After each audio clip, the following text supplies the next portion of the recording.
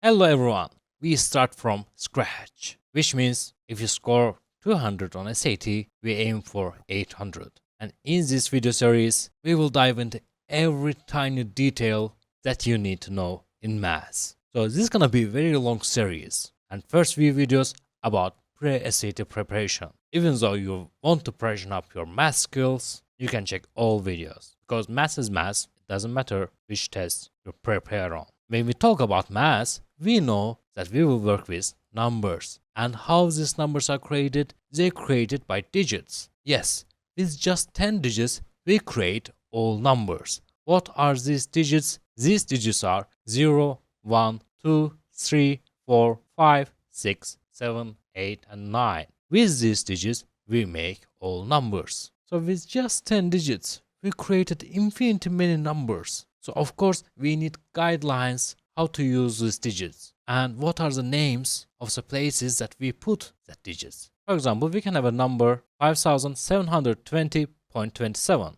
Okay, in this number, what we see, we have 6 digits. So to know the place of these digits, we categorize them into 2 parts. First part is decimal point and the second part is after decimal point. First digit we see before decimal point is ones. Then we have tens, then hundreds, thousands, 10,000s, 100,000s, millions, 10 millions, and etc. etc. And after decimal, there is just slight difference that we don't start from ones, but we start from tens and hundreds, thousands, 10,000, and goes on like this. The reason why we don't start from ones because decimals are made from fractions. These are just simplified version of writing fractions. So while we write with fractions, we start from 1 divided by 10. If we have written 1 divided by 1, it is already 1, so we have ones place. So it will be pointless. And because we start from 1 divided by tens, we say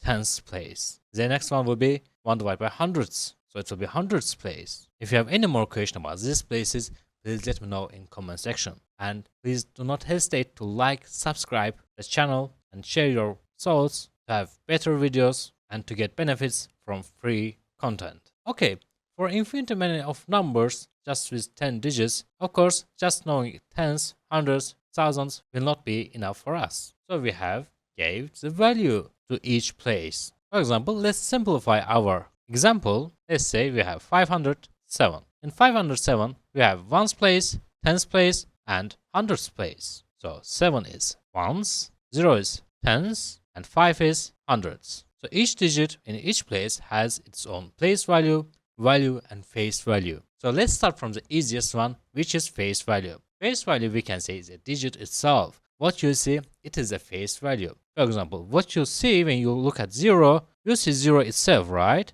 So the face value is 0. For example, what you see when you look at 7 or when you look at ones, you see 7, so face value is 7. What you see when you look at hundreds place, you see 5, so its face value is 5. As simple as it is. The next thing, we know the place value. So what's the place value? Place value is that place's original value. For example, ones place's original value is 1. Tens place original value will be 10. Hundreds place original value, you guessed? Yes, 100. So it doesn't matter which digit we have in that place, its place value is just about its place. For example, if you have 5 million something, the millions place value will be 5. And next thing we will talk about the value. Value is a combination of place value and the face value. So when we find the product of these two values, we get the original value. What does it mean? For example, what's the value of hundreds place? So what we see here, face value is 5, place value is 100, so original value is 500. Let's look one more example. In this example, we have the number 4732. Also, we can write this number in expanded form. So we write all the values of the places as addition. In 4732, what we see, the face values are 4, 7, 3, and 2. These are the digits that make this number. And we have ones place, so its place value is 1. Tens place value is 10. Hundreds is 100, and thousands is, guess what, 1000. And find the values, what we do, we multiply place value and face value, so we find the value. For example, place value is 1000, face value is 4, So 1000 times 4 is 4000. These rules are never changed, even for decimals or anything else. I will share this PDF with you. Also the questions after this video, or after you have checked the PDF, you can do those questions, and in the next video I will share the explanations of those questions. Let's dive into the next thing you have to know is rounding. In all exams, you see the sentence round to the nearest tens, round to the nearest hundreds. So if you don't know rounding, even though you have found the answer, how are you supposed to write your answer? I bet 90% of you knows how to round the number, but it is never harmful to recheck our knowledge. So about rounding, what we need to do is to check the next number. For example, we will round to tens, round tens. So what we need to check? Ones. But if you want to round hundreds, what you need to check? Tens. Just check the next one. And when you check the next number, if you see that number is either 5 or more than 5, you will increase your number by 1 unit. If it's less than 5, do not touch it, okay? Let's say we have the number 75.2. We want to round to nearest, let's say ones. After ones, what we see is tens. And when we check the tens, we see it is 2. Is it less than or greater than 5? It is less than 5. So if it is less than 5, what we need to do? Nothing. We don't touch the equation. Okay, we just eliminate this one and we write 75. It's optional. You can write 75.0. It doesn't matter. If you want, you can write. Let's look another example. Let's say we have 75.2. We want to round to nearest tens. So if we want to round to nearest tens, let's say it's 0 in this example. After 2, what do you see here? Nothing, right? So nothing is defined as a 0 in math. So 0 is nothing. So if you see nothing there, it is 0, except in multiplication and division. If we don't see anything there, it is 1. But in all other cases, it is 0. So you don't see anything, right? After tens place. So if you don't see anything, we just don't do anything. So we keep it as 2. So it is 75.2. Let's check one more example. It says round to nearest tens. Okay, in the nearest tens, what we see is 4, right? So after 4, what we have in hundreds place, it is 6. So 6 is more than or less than 5. You say it's greater than 5, right? So if it is greater than 5, we need to increase 4 by 1 unit. So it will be 5 point, what's 1 more than 4? It is 5, right? 5.5, and we don't write anything else, okay? You can just keep zeros, or you don't write anything else. It doesn't matter. I don't like writing.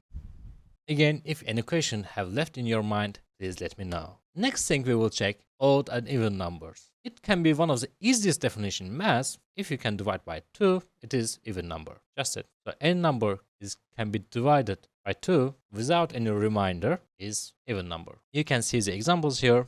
-4, -2, -76, -104, +7,000, all are even numbers. The rest are odd numbers. In math, there is no exception in this case. And when you check the properties, you will see jibra jabra here. Actually, you don't need this much property. If you add or subtract or multiply even and odd numbers, what you need to know is just you can always substitute by any number. For example, if the equation says even plus odd, what will the answer be? Of course, you do. Any even number, 2. Any odd number, 1. 2 plus 1, 3. So answer is odd. You don't have to memorize any of this. I just wrote for the reference, okay? Let's dive into the next topic. The next topic is prime and composite numbers. The prime and composite numbers is essential when you do fractions and other calculating parts because you will know more details about that number. For example, you will know that if that number is prime number, you cannot divide this number to any number rather than 1 and itself. For example, you have the number 17.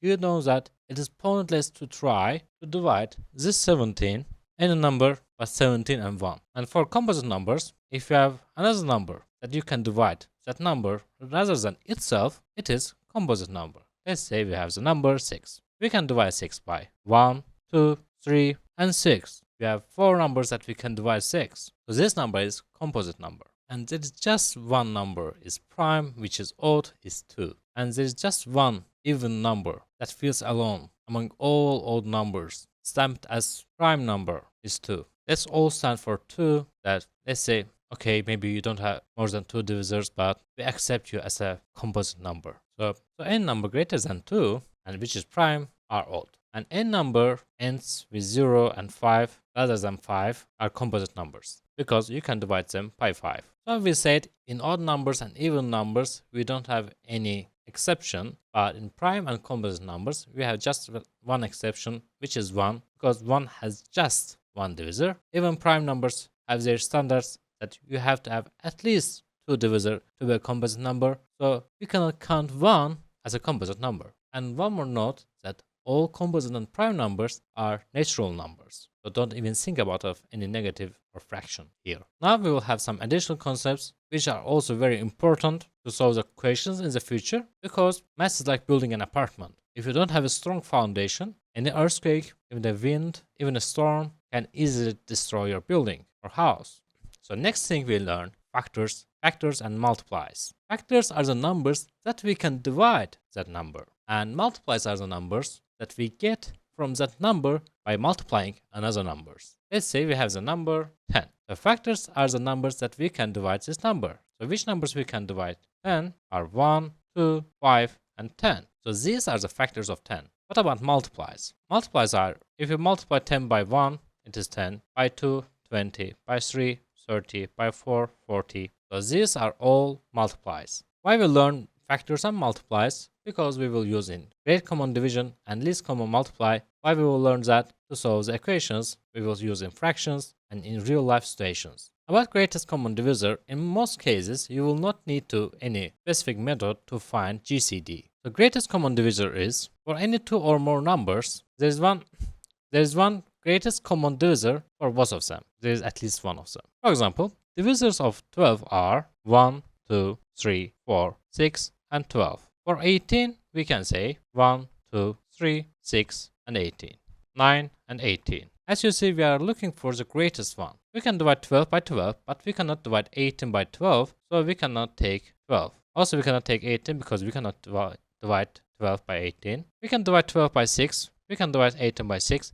So our answer is 6. No need to check the rest of the numbers. This time consumption. As you see, we have many numbers that common for 12 and 18, but we are looking for the greatest one. I want to give you a quick tip. For any consecutive number like 7, 8, 10, 11, 51, 52, 127, 128, the GCD is 1. If you find the factors of these numbers, you will not see any common number but 1. And what is least common multiply? So to find the least common multiply, we will look for the multiplies of those numbers. For example, multiplies of 12 are 12, 24, 36, 48, 60, and it goes on like this. For 18, we have 18, 36, 54, and goes on like this. As soon as we find our common multiply, we need to stop. So in this scenario, we have 36, so we don't need to check other multiplies, so we have our answer. In questions, I will teach you more methods to find least common multiply and greatest common divisor.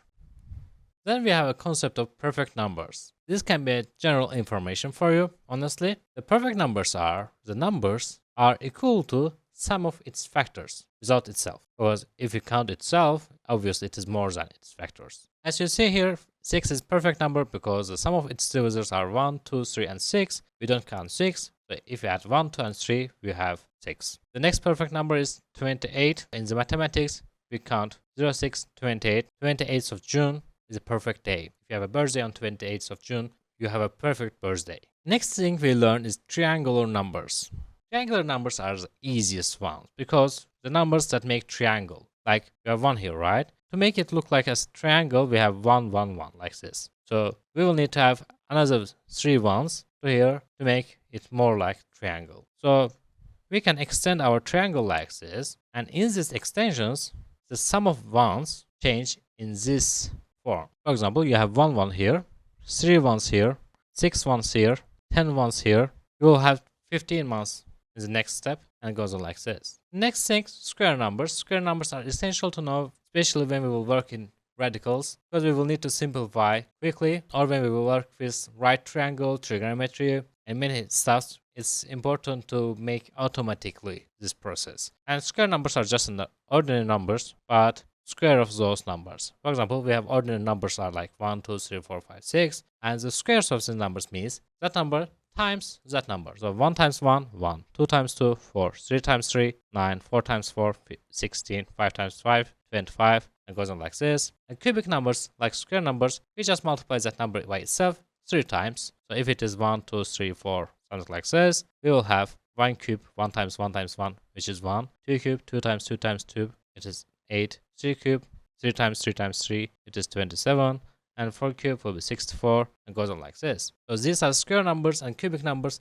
you will get used to if you use less calculator when you calculate equations. It's in your benefit to use less calculator because your brain are becoming faster and you can use that speed in your daily life too. Remember, football players do not always play football to prepare for a football match. Next thing, I love Fibonacci numbers in golden ratio, and in university you will see Fibonacci numbers a lot. This is a sequence that any number is the sum of two previous numbers, and 0 and 1 comes by default. So after 0 and 1, any number, so 1 is sum of 0 and 1, 2 is sum of 1 and 2, 3 is sum of 1 and 2, 2 is sum of 1 and 1, 3 is sum of 1 and 2, 5 is sum of 2 and 3, and it goes on like this. As a function, we write it like fn equals to fn minus 1 plus fn minus 2.